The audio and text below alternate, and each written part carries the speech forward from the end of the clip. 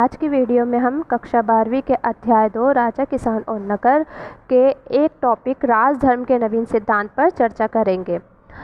इसमें हम ये जानेंगे कि किस तरह से दक्षिणी क्षेत्र के अंदर यानी उपमहाद्वीप यानी भारत के दक्षिणी क्षेत्र के अंदर विभिन्न प्रकार के राजा और सरदार उभर कर आ रहे थे। इससे पहले वाली वीडियो में हमने देखा था कि किस तरह से मौर्य साम्राज्य ने 150 सालों तक शासन किया और मगध को एक सबसे ज़्यादा शक्तिशाली राज्य उन्होंने बनाया। लेकिन धीरे धीरे करके जब इसका विघटन होने लगा तो विभिन्न शासक और रजवाड़े यहाँ उपमहाद्वीप के कई भागों में स्थापित होने लगे और यहाँ पर शासन करने लगे। उसी में हम ये देखेंगे कि उपमहाद्वीप के जो दक्कन और दक्षिणी क्षेत्र थे वो तमिलकम क्षेत्र, जिसमें तमिलनाडु, आंध्र प्रदेश और केरल के कुछ हिस्से शामिल थे। वहाँ पर कुछ महत्वपूर्ण सरदारियाँ उभर कर आ रही थी या उनका उदय हो रहा था और वो सरदारियाँ थी चोल, चेर और पांड्य जैसे शासक। इनकी सरदारियाँ थी जो यहाँ पर उभर कर आ रही थी और ये जो सरदारियाँ थी वो काफ़ी समृद्ध, शक्तिशाली और स्थायी थी। इनके बारे में जो हमें जानकारी मिलती है वो हमें कई प्रकार के स्रोतों से मिलती है, जिसमें हमारे सामने जो सबसे महत्वपूर्ण स्रोत आता है वो आता है संगम ग्रंथ। ये एक लिखित स्रोत था। इसकी भाषा तमिल भाषा थी। इसमें कविताओं का संकलन किया गया था, यानी संगम ग्रंथ के अंदर कविताएं लिखी गई थी, लेकिन फिर भी यह हमारे लिए एक बहुत ही महत्वपूर्ण स्रोत का काम करता है।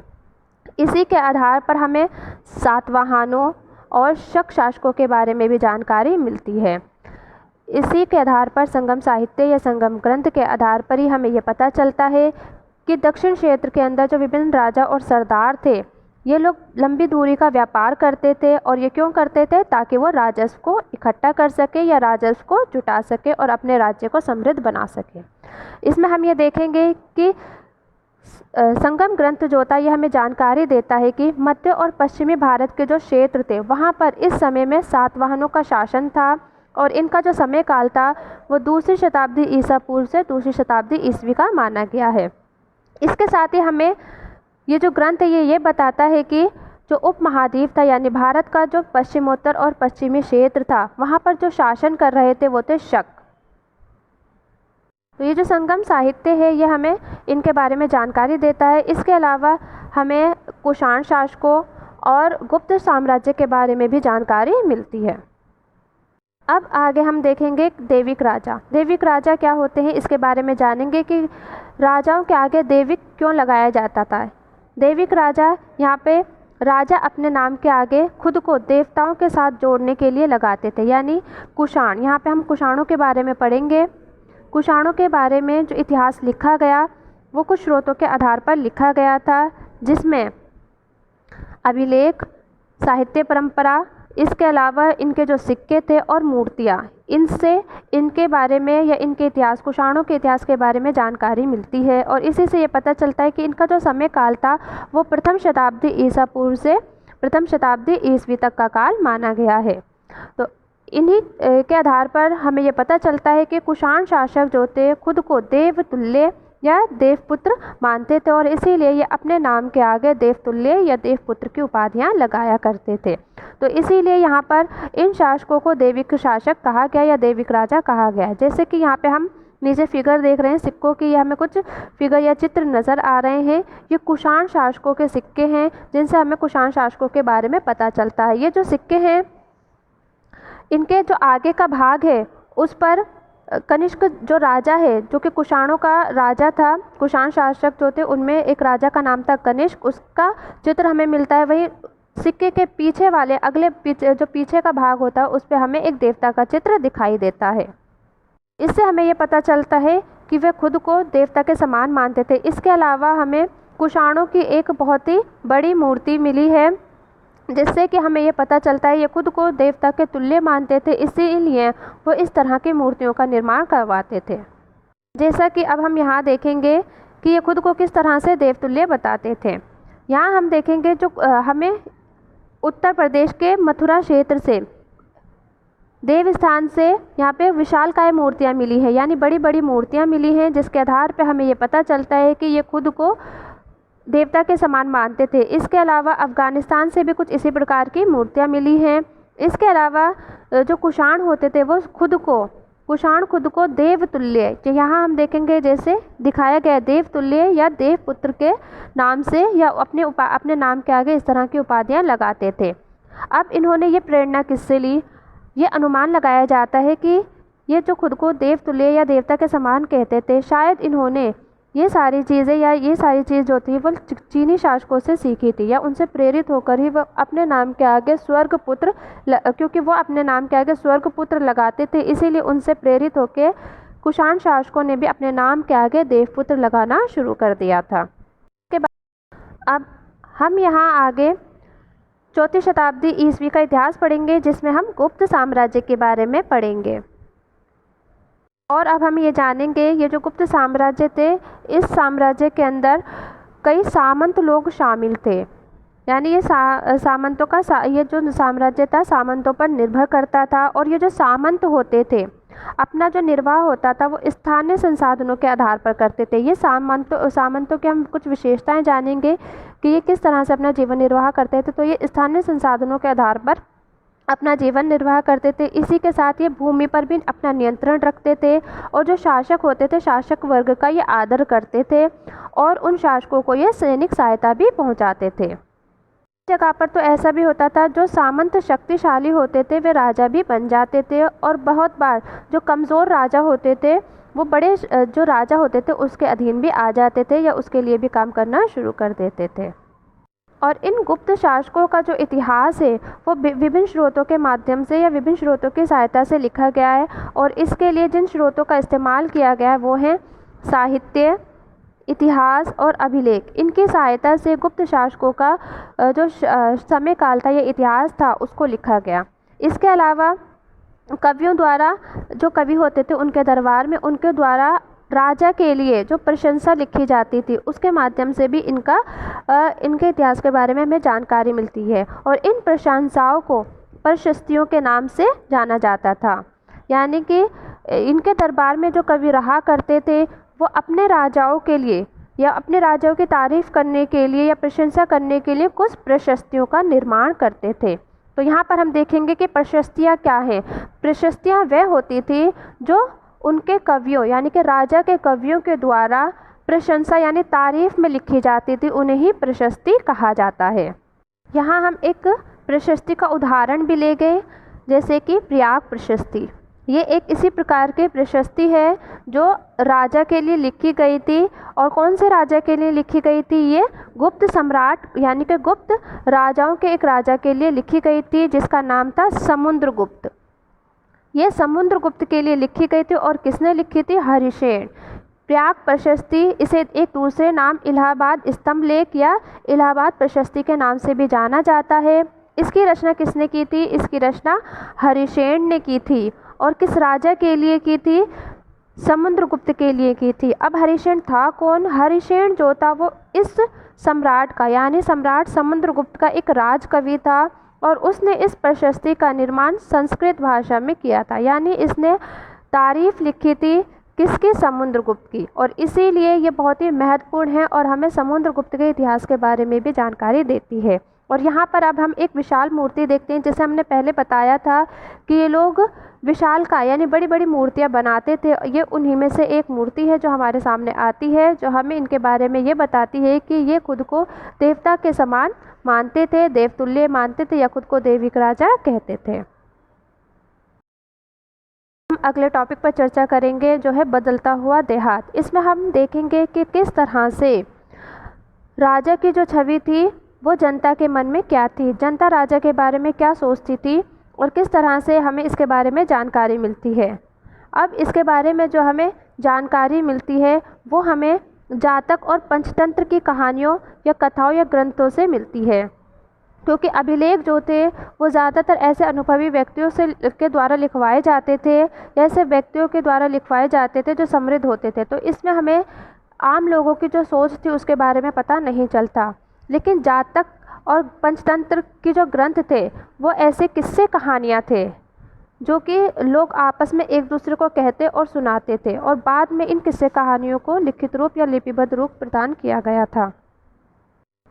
इन्हें लगभग पहली शताब्दी ईस्वी के मध्य में लिखा गया था और इनको लिखने के लिए जिस भाषा का इस्तेमाल किया गया था वो थी पाली भाषा। यानी इन जातक कथाओं और पंचतंत्र की कहानियों को जो सबसे पहले लिखित रूप प्रदान किया गया था वो पाली भाषा के अंदर किया गया था। हम एक कहानी का उदाहरण लेंगे जिसका नाम है गणतिंदु जातक कहानी। इस कहानी में हम ये देखेंगे कि किस प्रकार से वहाँ का एक कुटिल राजा था। कुटिल यानी कठोर हृदय वाला राजा था और उससे वहाँ की जनता दुखी हो चुकी थी और जो जनता दुखी थी उसमें हर व्यक्ति शामिल था, यहाँ तक के जानवर भी शामिल थे जो उस राजा से बहुत अधिक दुखी हो चुके थे। इसके बारे में, इस कहानी के बारे में ये कहावत है कि जब राजा एक बार अपनी पहचान बदल कर प्रजा के बीच जाता है उनके सोच जानने के लिए, तो जब वो प्रजा के बीच जाता है तो जाने के बाद उसे ये पता चलता है कि वहाँ की प्रजा अपने ही राजा से बहुत ज़्यादा दुखी है और वो बात बात पर, हर एक बात पे राजा को बुरा भला कहती है और शिकायत करती है। और प्रजा ये कहती है कि रात में जिस तरह से डकैत लूटपाट करते हैं, हमला करते हैं, उसी तरह से दिन में जो हमसे लूटपाट की जाती है वो राजा के अधिकारी करते हैं। जैसे कि हम यहाँ देखते हैं कि जो प्रजा थी उसका ये कहना था कि रात में डकैत हम पर हमला करते हैं और दिन में कर इकट्ठा करने वाले अधिकारी हमारे साथ ऐसा करते हैं। जब ऐसी परिस्थितियां आ जाती थी तो यहाँ की प्रजा दुखी होकर और इस कर से मुक्त होने के लिए, इस कर से छुटकारा पाने के लिए कई बार ये लोग अपने गांव तक छोड़ के भाग जाते थे और जंगलों में जाकर बस जाते थे। इस कहानी से हमें ये पता चलता है कि यहाँ की जो प्रजा थी, मुख्य रूप से जो ग्रामीण प्रजा थी, उसका और राजा के बीच का जो संबंध था बहुत ही ज़्यादा तनावपूर्ण संबंध माना गया है, क्योंकि ये कहा गया है कि जो शासक थे वो अपना राजकोष भरने में लगे हुए थे और इसलिए वो करों की बहुत बड़ी बड़ी मांगे करते थे, जिससे कि यहाँ के जो लोग थे वो बहुत ज़्यादा परेशान हो गए थे। और इस तरह की कहानी हमें जातक कथा में देखने को मिलती है। जब जनता परेशान होने लगी तो कई ऐसी चीज़ें की गई इस क्षेत्र के अंदर जिससे यहाँ की उपज को बढ़ाया जा सके, यानी पैदावार को बढ़ाने के लिए कई तरीके अपनाए गए। जैसे पहला तरीका था, यहाँ पर अब हल का प्रचलन होने लगा था। लगभग 6ठी शताब्दी ईसा पूर्व से ही गंगा और कावेरी की जो घाटियाँ थी उनके उर्वर कछारी क्षेत्र में जो था हल का प्रयोग फैल गया था, यानी अब उन क्षेत्रों में हल का प्रयोग होने लगा था। इसके साथ साथ लोहे के फाल वाले हलों का उपयोग होने लगा था, यानी कई जगहों पे लोहे के फाल वाले यानी लोहे के हल का इस्तेमाल होने लगा था, जिससे भूमि को और अधिक उर्वर बनाया जा सकता था। और उपज को बढ़ाने के लिए एक और उपाय किया गया था और वो था धान की रोपाई, यानी कि अब धान की रोपाई का भी प्रचलन होने लगा था। हालांकि ये जो धान की रोपाई थी इसमें बहुत अधिक श्रम और मेहनत की आवश्यकता पड़ती थी, लेकिन फिर भी इसका इस्तेमाल किया गया ताकि जो पैदावार है, कृषि की पैदावार है, उसको बढ़ाया जा सके। ये लोहे के फाल वाले हलों का उपयोग तो यहाँ पे होने लगा, इससे कृषि की पैदावार भी बढ़ने लगी, लेकिन इनका जो इस्तेमाल था वो भारत के हर क्षेत्र में नहीं हो रहा था, केवल सीमित क्षेत्रों में ही इसका इस्तेमाल किया जा रहा था। जैसे पंजाब, राजस्थान जैसे जो अर्धशुष्क क्षेत्र थे वहाँ पर लोहे के फाल वाले हल का प्रयोग 20वीं सदी से ही शुरू हुआ, यानी आरंभ में यहाँ पे लोहे के फाल वाले हलों का उपयोग नहीं हुआ। इसके अलावा हम ये देखते हैं कि और भी कई तरीके अपनाए गए थे जिससे कृषि की उपज को बढ़ाया गया था। जैसे कि जो सिंचाई थी, सिंचाई के लिए नए नए तरीके अपनाए जा रहे थे ताकि कृषि के पैदावार को बढ़ाया जा सके। इसके लिए कुओं, तालाबों और कहीं कहीं पर नहरों का भी इस्तेमाल किया गया, यानी इन सारी चीज़ों का निर्माण किया जाने लगा ताकि सिंचाई को सही ढंग से किया जा सके और कृषि के पैदावार को बढ़ाया जा सके। कई जगहों पर व्यक्तिगत लोगों और कृषक समुदाय जो थे उन्होंने मिलकर इस तरह के जो सिंचाई के साधन थे उनको बनाना शुरू कर दिया था ताकि जो सिंचाई है, सिंचाई की ज़रूरतों को पूरा किया जा सके। और ज़्यादातर इन लोगों में जो सिंचाई के लिए इन साधनों का निर्माण कर रहे थे उनमें राजा और प्रभावशाली लोग शामिल थे, जिनके बारे में उल्लेख हमें अभिलेखों में मिलता है, यानी अभिलेखों के माध्यम से हमें पता चलता है कि इस तरह के जो निर्माण थे वो राजाओं और प्रभावशाली लोगों के द्वारा करवाए जा रहे थे। अब आगे अगले पॉइंट में हम ये देखेंगे कि जिस तरह से पैदावार बढ़ने लगी, पैदावार बढ़ने के साथ साथ अब समाज के अंदर भिन्नताएं भी बढ़ने लगी, क्योंकि जैसे जैसे कृषि की पैदावार या उपज में तकनीकों का इस्तेमाल करने के बाद उसमें लोगों को लाभ पहुंचने लगा, लेकिन ये लाभ जो था वो एक समान नहीं था, यानी हर व्यक्ति को अलग अलग प्रकार का लाभ मिलता था, जिसकी वजह से जो समाज था उसमें भी विभिन्नताएं बढ़ने लगी थी। तो अब हम उसी विभिन्नता पर चर्चा करेंगे कि किस तरह से हमें इसके बारे में पता चलता है।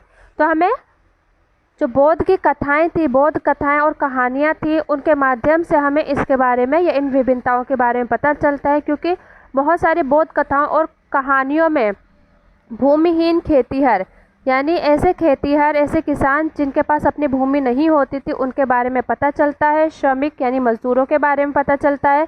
जो छोटे किसान होते थे उनके बारे में और बड़े बड़े ज़मींदारों के बारे में भी हमें जानकारी मिलती है। इसके अलावा हमें गृहपति जैसे नाम शब्द का भी उल्लेख मिलता है, जिसका मतलब होता था छोटे किसान या ज़मींदार। ऐसे शब्दों का भी हमें उल्लेख मिलता है। इसके अलावा हमें बड़े बड़े ज़मींदार और ग्राम प्रधान यानी ग्राम के जो मुखिया होते थे वो बहुत शक्तिशाली होते थे, उनके बारे में भी हमें जानकारी मिलती है। ये जो ग्राम प्रधान होते थे ये किसानों पर अपना नियंत्रण रखते थे। इसके अलावा ये जो ग्राम प्रधान होते थे, अब हम इसकी कुछ विशेषता देखेंगे। ये जो ग्राम प्रधान होते थे इनका जो पद होता था ये वंशानुगत होता था, यानी एक ही वंश के व्यक्ति ग्राम प्रधान जो होते वो बनते थे, यानी पहले पिता, पिता के बाद उसका पुत्र, फिर उसका पोता, इस तरह से ये जो पद था वो वंशानुगत था। आरंभ में हमें तमिल का जो संगम साहित्य था उससे भी हमें जो गांव थे उसके विभिन्न वर्गों के बारे में पता चलता है, जैसे कि वेल्लार या जिसे बड़े जमींदार कहा गया था, हलवाहा या उलवर या दास, अड़ीमई, इन शब्दों का भी उल्लेख मिलता है, जो भी हमें ग्राम में यानी कि गांवों के अंदर जो विभिन्नताएं मौजूद थी उसके बारे में बताता है। और इसके आधार पर हमें ये पता चलता है कि जो गांव था उसके अंदर ये जो विभिन्नताएं थी वो कहीं ना कहीं भूमि के स्वामित्व के आधार पर, श्रम के आधार पर और जो नई प्रौद्योगिकी का इस्तेमाल हो रहा था उसके आधार पर ये विभिन्नताएं आधारित थी या गांवों के अंदर मौजूद थी। और अब समाज के अंदर जो भूमि का स्वामित्व था वो महत्वपूर्ण हो गया था, यानी भूमि के स्वामित्व के अनुसार कहीं ना कहीं जो सामाजिक स्थिति थी उसका प्रभाव पड़ रहा था लोगों के ऊपर, और उसी से समाज में उनकी स्थिति तय हो रही थी। अब हम भूमिदान और नए संभ्रांत ग्रामीण वर्ग के बारे में चर्चा करेंगे। इसमें हम ये देखेंगे कि आखिर भूमिदान होता क्या है, भूमिदान के बारे में जानकारी हमें कहाँ से मिलती है और किन लोगों को इस प्रकार के भूमिदान दिए जाते थे। तो सबसे पहले हम इसमें देखेंगे कि ईसा पूर्व पहली शताब्दी से ही हमें भूमिदान के प्रमाण मिलते हैं, और इनके बारे में जो हमें जानकारी देते हैं वो हमें अभिलेख देते हैं, यानी अभिलेखों से ही हमें भूमिदान के बारे में जानकारी मिलती है। और ये जो अभिलेख होते थे, भूमिदान अभिलेख जो होते थे, यानी जिसमें भूमिदान के बारे में जानकारी होती थी, ऐसे अभिलेखों को भूमिदान अभिलेख कहा जाता था। और ये जो भूमिदान अभिलेख होते थे ये कुछ पत्थरों पर लिखे होते थे, लेकिन ज़्यादातर जो अभिलेख थे, भूमिदान अभिलेख जो थे वो ताम्र पत्रों पर यानी तांबे के पत्तों पर लिखे होते थे या खुदे होते थे। और शायद इन्हें संभाल कर इसलिए रखा गया था क्योंकि ये एक प्रमाण के रूप में थे कि किस व्यक्ति को कितना भूमिदान दिया गया। इस तरह से ये प्रमाण का भी काम करते थे, और इसीलिए ये आज तक सुरक्षित है और हमारे लिए एक स्रोत के रूप में काम में आते हैं। आगे चलकर हमें ये भी पता चलता है कि ये जो भूमिदान थे वो ज़्यादातर धार्मिक संस्थाओं या ब्राह्मणों को दिए जाते थे। और हमें जो अभिलेख मिले हैं, ज़्यादातर जो अभिलेख है उनकी भाषा भी संस्कृत थी, लेकिन 7वीं शताब्दी के बाद के जो हमें अभिलेख मिलते हैं उनमें कुछ ही संख्या में यानी अंश मात्र ही संस्कृत मौजूद थी, लेकिन 7वीं शताब्दी से पहले के जो अभिलेख थे वो ज़्यादातर संस्कृत भाषा में लिखे गए थे, लेकिन 7वीं शताब्दी के बाद के जो अभिलेख थे उनमें बहुत ही कम मात्रा में संस्कृत का उपयोग किया गया था। ज़्यादातर 7वीं शताब्दी के बाद के जो भूमिदान अभिलेख थे वो तमिल और तेलुगु भाषा जो स्थानीय भाषाएं थी उनमें लिखे गए थे।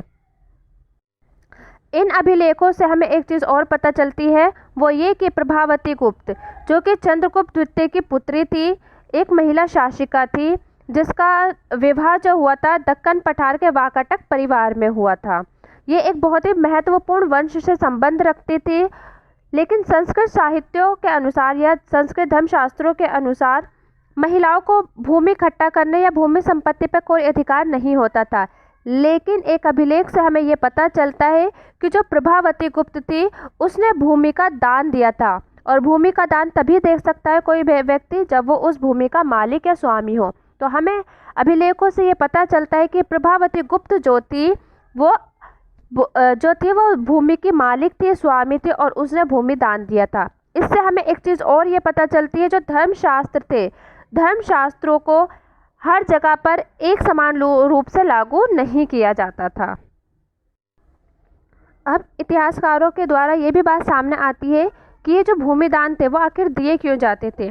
तो कुछ इतिहासकारों का ये मानना था कि भूमि दान जो थे वो शासकों के द्वारा इसलिए दिए जाते थे ताकि जो कृषक है वो कृषि के क्षेत्र को प्रोत्साहित कर सके, यानी और आगे बढ़ा सके, उसके लिए नई नई रणनीतियाँ बना सके।